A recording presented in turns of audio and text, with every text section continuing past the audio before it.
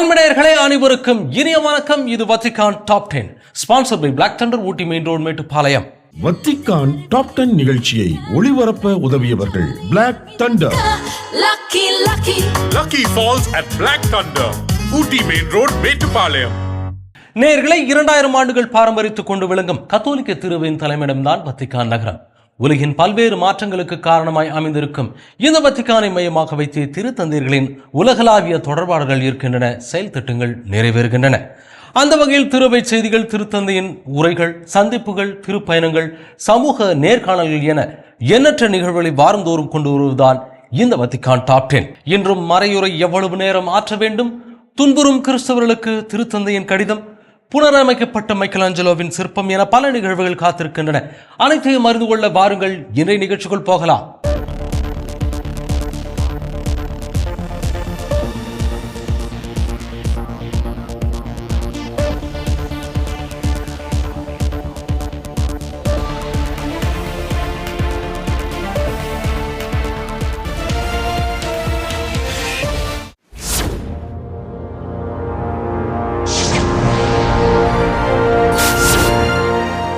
Christmas நெருங்கி வரும் நிலையில் அதற்கு முன்னதாக உலக அமைதி ஏற்பட நம்பிக்கை கொள்ளுமாறு திருத்தந்தை அவர்கள் அழைப்பு விடுத்திருக்கிறார். அதை குறித்து இன்றைய நிகழ்ச்சியின் முதல் பகுதியில் பார்ப்போம். இந்த குளிர்காலம் உக்ரைன் போன்ற நாடுகளில் உள்ள விளிம்பு நிலை மக்களுக்கு எப்படி அமையும் என்பது குறித்து திருத்தந்தை அவர்கள் பயப்படுகிறார். அவர்களுக்கு இது மிகவும் கடினமான மாதங்கள். போரும் குளிரும் சேர்ந்திருப்பது சோகமானது. இந்த போரை நிறுத்துவதற்கும் உரையாடல், சகோதரத்துவம் மற்றும் நல்லிணக்கம் நிலவ செய்வதற்கும் முயற்சிகள் மேற்கொள்ளுமாறு சர்வதேச சமூகத்திடமும் நல்லெண்ணமுள்ள ஒவ்வொரு ஆணையும் பெண்ணையும் கேட்டுக்கொள்கிறேன். மறுபுறம் திருத்தந்தை பிரான்சிஸ் அவர்கள் மத்திய கிழக்கில் ஏற்பட்டுள்ள போர் நிறுத்தத்தை பாராட்டியுள்ளார். இருப்பினும் கிறிஸ்துமஸ் நெருங்கி வருவதை கருத்தில் கொண்டு இன்னும் பலவற்றை செய்யுமாறு கேட்டுக்கொண்டார். அமைதிக்கான முயற்சிகள் எல்லா நிலைகளிலும் பெருகட்டும். அமைதியின் அரசரின் பிறப்பை எதிர்பார்த்து காத்திருக்கும் இந்த வேளையில் இம்மக்கள் நம்பிக்கையை பெறட்டும். அமைதியை நிலைநாட்டுவது, அமைதியை பேணி காப்பது ஒரு சிலரின் பொறுப்பு என்று நினைப்பது தவறு. சிரியாவில் வன்முறை மீண்டும் தலை தூக்குவது குறித்து திருத்தந்தை பிரான்சிஸ் அவர்கள் கவலை தெரிவித்தார். அதன் பரிணாம வளர்ச்சியை அவர் சமீபத்திய ஆண்டுகளில் நெருக்கமாக கவனித்து வருகிறார் என்பது குறிப்பிடத்தக்கது.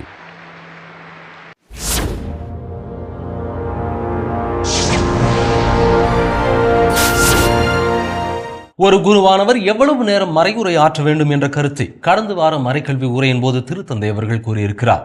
அதை குறித்து இந்த பகுதியில் பார்ப்போம். திருத்தந்தையின் வாகனத்தில் திருத்தந்தை அவர்கள் சென்றபோது இசைக்குழுக்கள் அணிவகுத்து கிறிஸ்துமஸ் பாடல்களை இசைத்துக் கொண்டே வந்தனர்.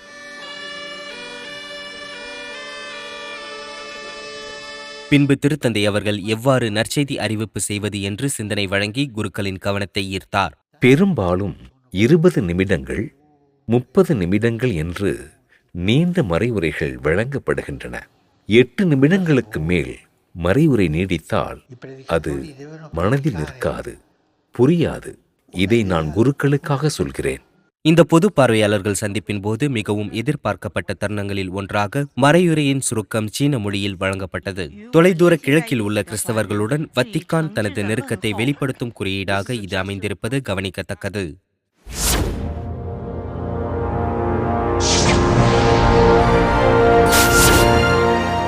திருத்தந்தை பிரான்சிஸ் அவர்கள் கருணை கொலைக்கு எதிரான அழுத்தமான விமர்சனத்தை பிரான்ஸ் நாட்டின் தெற்கு பகுதியில் இருந்து வத்திக்கான் வந்திருந்த பாராளுமன்ற உறுப்பினரிடம் வைத்தார். அந்த காட்சிகளை இந்த பகுதியில் பார்ப்போம். பிரான்சின் தெற்கில் இருந்து வந்த நாடாளுமன்ற உறுப்பினர்கள் குழுவிடம் கருணை கொலை குறித்து தனது கடுமையான விமர்சனத்தை திருத்தந்தை பிரான்சிஸ் அவர்கள் முன்வைத்தார். இறப்பு குறித்து இன்றியமையாத கேள்விகள் அடங்கிய விவாதத்தில் நீங்கள் ஆற்றிய பங்களிப்புக்கு நன்றி. நோய் தடுப்பு சிகிச்சையின் பரந்த வளர்ச்சியை கொண்டு இறப்பை இயற்கையின் முடிவிற்கே விட்டுவிடுவதை முக்கியமாக கருதுகிறேன்.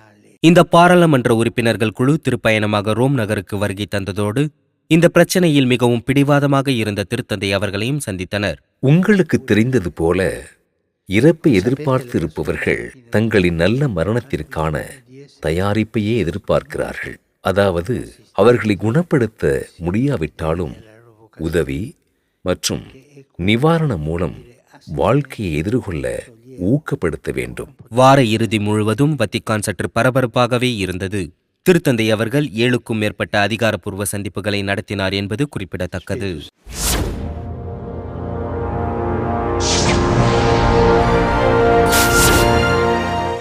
நிக்கராகுவாவில் துன்புறும் கிறிஸ்தவர்களுக்காக திருத்தந்தை அவர்கள் கடிதம் ஒன்றை எழுதியிருக்கிறார். அக்கடிதம் குறித்து இந்த பகுதியில் பார்ப்போம். நிக்காரகுவா மக்களுக்கு திருத்தந்தை பிரான்சிஸ் அவர்கள் கடிதம் ஒன்றை அனுப்பியிருக்கிறார். நீண்ட காலமாக செய்ய விரும்பிய ஒன்றாக அது இருந்தது.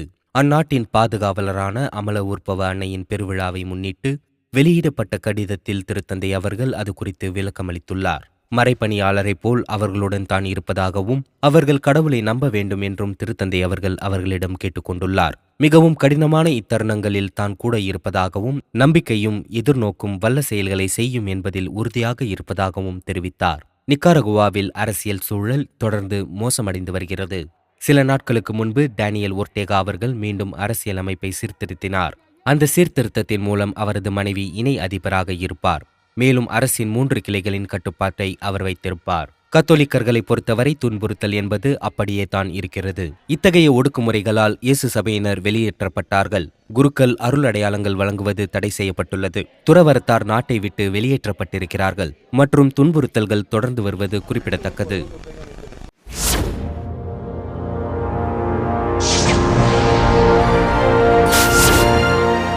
திருத்தந்தை அவர்களின் ஆண்டு வழக்கப்படி கடந்த டிசம்பர் 8ஆம் நாள் ரோமில் உள்ள அமல உற்ப அன்னை சுரூபத்தின் முன்பு ஜெபித்தார்.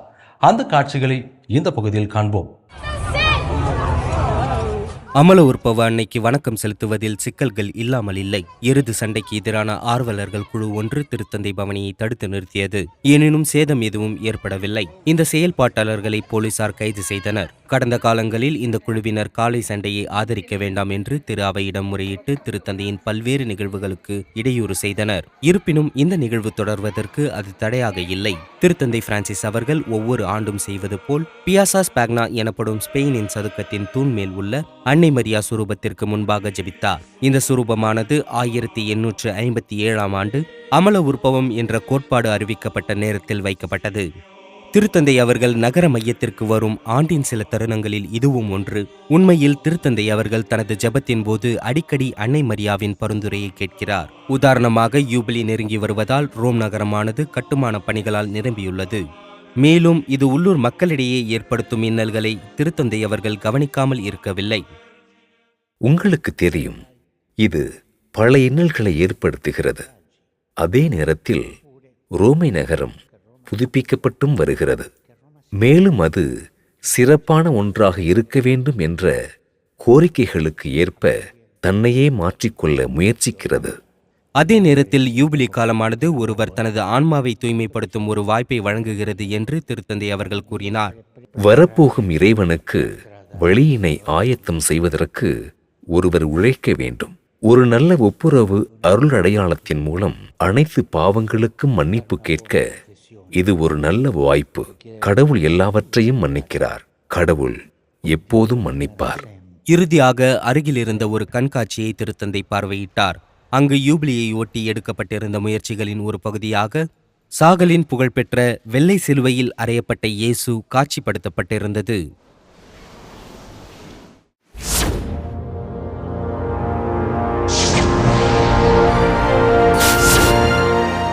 திருத்தந்தை அவர்களின் உடல் நலனை கருத்தில் கொண்டு புதிய திருத்தந்தை வாகனம் வடிவமைக்கப்பட்டுள்ளது.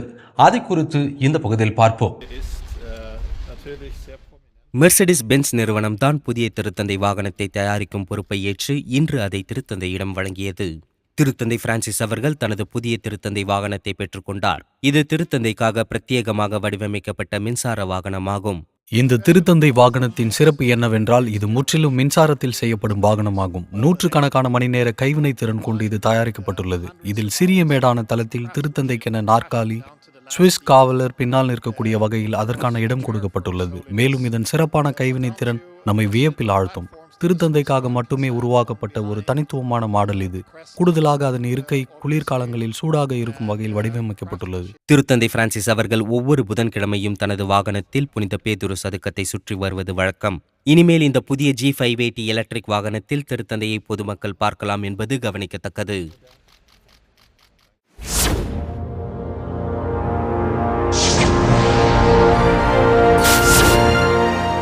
5 ஆண்டுகளுக்கு முன்னால் தீக்கு இரையான பிரான்ஸ் நாட்டின் நோட்ரடாம் பேராலயம் தற்போது புது பொலிவு பெற்று திறக்கப்பட்டிருக்கிறது. அந்த காட்சிகளை இந்த பகுதியில் பார்ப்போம்.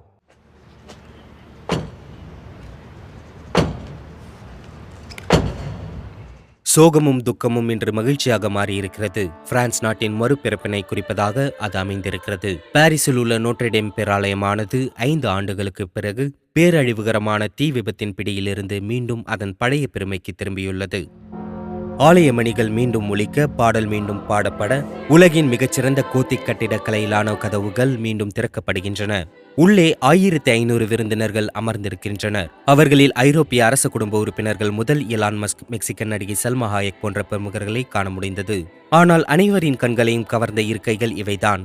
முதல் இருக்கையில் அமெரிக்காவின் அதிபராக தேர்ந்தெடுக்கப்பட்ட டொனால்ட் ட்ரம்ப் அவர்களும், அடுத்ததாக பிரெஞ்சு அதிபர் இம்மானுவேல் மேக்ரான் அவர்களும், அருகில் முதல் பெண்மணி ஜில் பைடன், உக்ரைன் அதிபர் ஜெலன்ஸ்கி ஆகியோரும் காணப்பட்டனர். திருத்தந்தை அவர்கள் விழாவிற்கு அழைக்கப்பட்டார். ஆனால் அவர் அந்த அழைப்பை நிராகரித்தார். இருப்பினும் நுன்சியோ அவர்கள் சத்தமாக வாசித்த செய்தியின் மூலம் ஏதோ ஒரு வகையில் திருத்தந்தை அவர்களும் உடனிருந்தார். கிறிஸ்தவ நம்பிக்கை மற்றும் கட்டிடக்கலையின் தலை சிறந்த படைப்பு மறைந்துவிடும் துயரத்தில் நமது இதயங்கள் முழுகவிருந்தன. உங்களின் தேசிய வரலாற்றின் 1000 ஆண்டுகள் பழமையான சாட்சியாக இது இருக்கின்றது. இன்று சோகம், துக்கம் ஆகியவை மகிழ்ச்சிக்கான வழியை காட்டியுள்ளன. மிகவும் நெகிழ்ச்சியான தருணமாக பிரெஞ்சு மொழியில் நன்றி என்ற வார்த்தை கத்தீட்ரலின் முகப்பில் வைக்கப்பட்டிருந்தது. மேலும் தீயணைப்பு வீரர்கள் மற்றும் புனரமைப்பில் ஈடுபட்ட அனைவருக்கும் பலத்த கைத்தட்டல் வழங்கப்பட்டன. அதிபர் மேக்ரான் அவர்கள் தனது முன்னாள் வாக்குறுதியின் முடிவுகளை வெளிப்படுத்த இந்த தருணத்தை பயன்படுத்தினார். நோட்ரடேம் அதன் சாம்பலில் இருந்து எழுவதற்கு கால அவகாசம் எடுத்தது. அரசாங்கம் வீழ்ச்சியடைந்த பின்னர் பிரதமர் இல்லாத அரசியல் நெருக்கடியின் போது அவர் அவ்வாறு செய்தார். நாங்கள் நம்பிக்கையின் போக்கை உருவாக்க முடிவு செய்தோம். நோட்ரடேம் பாரிஸை மீண்டும் கட்டியெழுப்பவும் 5 ஆண்டுகளில் அதை இன்னும் அழகாக மாற்றவும் முடிவு செய்தோம்.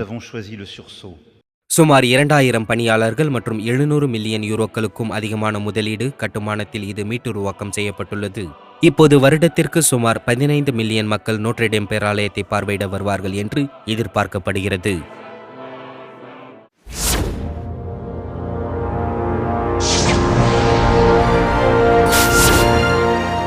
சிரியாவின் ஆலப்போ நகரை கிளர்ச்சியாளர்கள் கட்டுப்பாட்டுக்குள் கொண்டு வந்து வன்முறையை கட்டவிழ்த்து விட்டிருக்கிறார்கள்.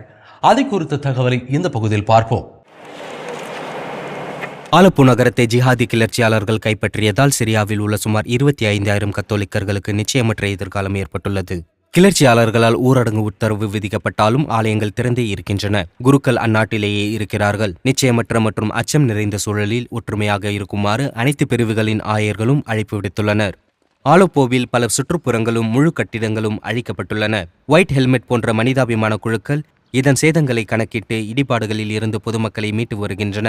இந்த தாக்குதல்கள் டிசம்பர் மாதம் 1ஆம் நாள் பிரான்சிஸ்கன் பள்ளியையும் விட்டு வைக்கவில்லை. தாக்குதலின் போது அங்கு வெடிகுண்டு விழுந்ததாக பள்ளியின் பாதுகாவலர் குறிப்பிட்டுள்ளார். ஆனால் உயிரிழப்புகளோ காயங்களோ எதுவும் ஏற்படவில்லை. சிரியா தற்போது மீண்டும் கவனத்தை ஈர்த்துள்ளது. கிளர்ச்சியாளர்கள் மீண்டும் ஒரு போரை தொடங்கியுள்ளனர். அதிலிருந்து அந்நாடு மீளவே இல்லை. இந்த மோதல் காரணமாக ஏற்கனவே சுமார் 3 லட்சம் மக்களை கொன்றது. இதனால் 6 மில்லியன் மக்கள் இடம்பெயர்ந்துள்ளனர் என்பது கவலைக்குரியது.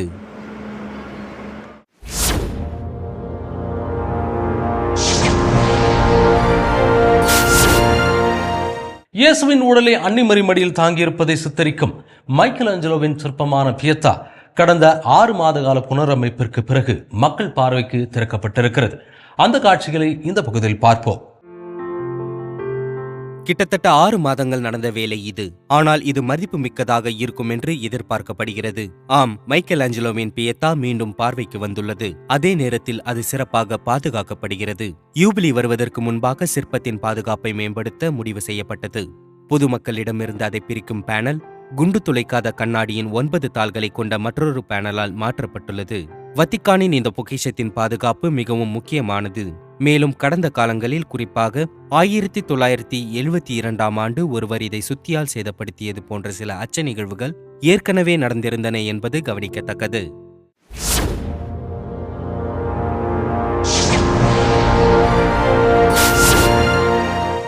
நலிந்தவர்களின் வாழ்வாதாரத்தை உயர்த்தும் நோக்கில் வத்திக்கானில் நிகழும் வருடாந்திர இசை நிகழ்ச்சியில் இந்த வருடம் என்ன புதுமை என்பதை குறித்து இந்த பகுதியில் பார்ப்போம். இந்த ஆண்டு நலிந்தவர்களுக்கான 5வது ஆண்டு இசை நிகழ்ச்சி நடைபெற்றது. இந்த முறை இசையமைப்பாளர் ஹான்ஸ் ஜிம்மர் அவர்கள் இந்த நிகழ்ச்சியை வழிநடத்தினார். இன்டர்ஸ்டெல்லார், கிளாடியேட்டர் மற்றும் பைரட்ஸ் ஆஃப் தி கரிபியன் போன்ற திரைப்படங்களிலிருந்து ஜிம்மரின் சில சிறந்த படைப்புகளை நேரில் கேட்க 3000த்திற்கும் மேற்பட்ட ஏழை மக்கள் 6ஆம் பவுல் அரங்கில் கூடியிருந்தனர்.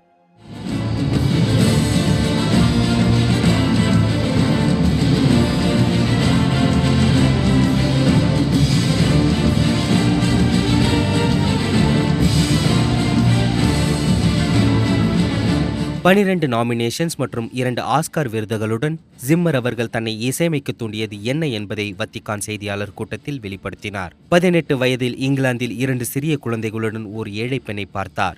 அந்த நேரத்தில் அவர் அந்த காட்சியை உந்துதலாக எடுத்துக்கொண்டார். வத்திக்கான் தனது பாரம்பரிய கிறிஸ்துமஸ் இசை நிகழ்ச்சியை ஏழைகளுக்காக நடத்துவதற்கு வழங்கிய அழைப்பை உற்சாகத்துடன் ஏற்றுக்கொண்டதாக ஜிம்மர் அவர்கள் தெரிவித்தார். எது இந்த அழைப்பை ஏற்க வைத்தது என்பது வெளிப்படையானது. ஏழைகளுக்கு வெளிச்சத்தை கொண்டு வருவது மிகவும் முக்கியம். ஏழைகளுடன் ஏழைகளை பற்றி ஏழைகளுக்காக நடத்தப்படும் ஒரு கச்சேரி இது. திருத்தந்தை அவர்கள் இந்த விஷயங்களை புரிந்து கொள்கிறார். மேலும் இதையெல்லாம் எப்படி ஒன்றாக கொண்டு வருவது என்பதை அவர் புரிந்து வைத்திருக்கிறார். டேனியல் ஓரன்ஸ், கேப்புச்சி மற்றும் எனினோ மொரிகோன் ஆகியோர் முந்தைய கச்சேரிகளின் பட்டியலில் சில பங்கேற்பாளர்களாக இருந்தனர். இதில் ஜிம்மரின் பெயரும் இப்போது சேர்க்கப்பட்டுள்ளது. 67 வயதில் ஹான்ஸ் ஜிம்மர் அவர்கள் இந்த இசை நிகழ்ச்சியின் நோக்கமானது வளங்கள் இல்லாத மக்களின் வாழ்க்கையை மேம்படுத்துவதாக அமையும் என்று கருதுகிறார். 6ஆம் பவுல் அரங்கத்தில் நடந்த செய்தியாளர் சந்திப்பின் போது சிறந்த ஒன்றை வழங்குவதாக உறுதியளித்ததை நிறைவேற்றினார் என்பது குறிப்பிடத்தக்கது. என் அன்புடையர்களை, இன்றைய நிகழ்வுகள் அனைத்தும் நீங்கள் பயன்பெறும் வகையில் அமைந்திருக்கும் என்று நாங்கள் நம்புகிறோம். மீண்டும் அடுத்த வாரம் இதே நிகழ்ச்சியில் சந்திக்கிறோம். இது Vatican top 10 sponsor by Black Thunder, Ooty main road, Mettupalayam. நன்றி, வணக்கம், மரியே வாழ்க. வத்திக்கான் டாப் 10 நிகழ்ச்சியை ஒளிபரப்ப உதவியவர்கள் Black Thunder. Lucky Falls at Black Thunder, Ooty Main Road, Metupalayam.